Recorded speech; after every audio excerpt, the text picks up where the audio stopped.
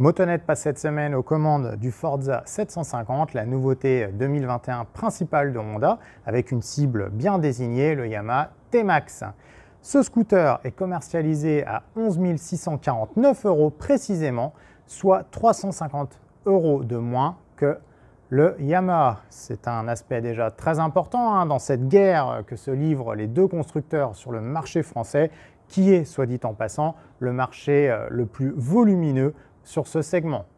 Ce Forza 750, il reprend tous les arguments de l'Integra et du XADV, à savoir un bicylindre parallèle de 745 cm3 sur lequel Honda a gagné 5 chevaux, donc il affiche 58 chevaux, 69 Nm de couple, soit une dizaine de chevaux supplémentaires que le Yamaha. Alors ça présente l'avantage forcément d'améliorer les relances par rapport à la concurrence.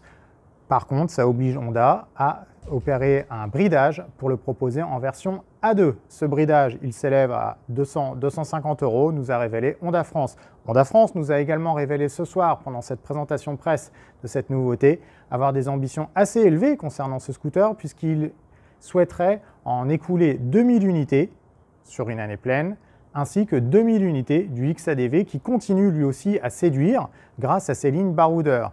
En somme, Honda entend égaler finalement, voire dépasser les volumes du T-Max grâce à cette double proposition.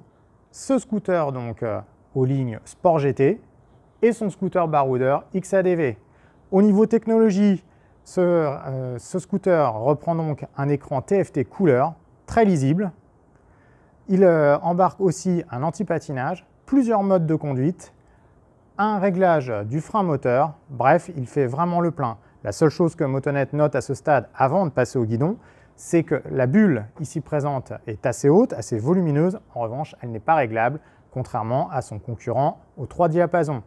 Au niveau du volume de coffre aussi, on vous l'a déjà dit et écrit dans nos articles de présentation, on a un volume de 22 litres, soit tout juste suffisant pour mettre un casque intégral. Là-dessus, là encore, certains modèles font mieux, y compris d'ailleurs chez Honda. Le modèle est vendu de série avec un démarrage sans clé. Alors ça, c'est super pratique, c'est une télécommande transpondeur qu'on glisse dans sa poche. Dès qu'on est à moins de 2 mètres du scooter, il suffit d'actionner le contacteur pour démarrer. Il faut avouer que ça, c'est quand même un plus. Il y a aussi un système d'allumage des clignotants arrière lors des forts ralentissements, donc ils vont se mettre à clignoter rapidement pour informer les personnes derrière donc que vous êtes en phase de ralentissement prolongé.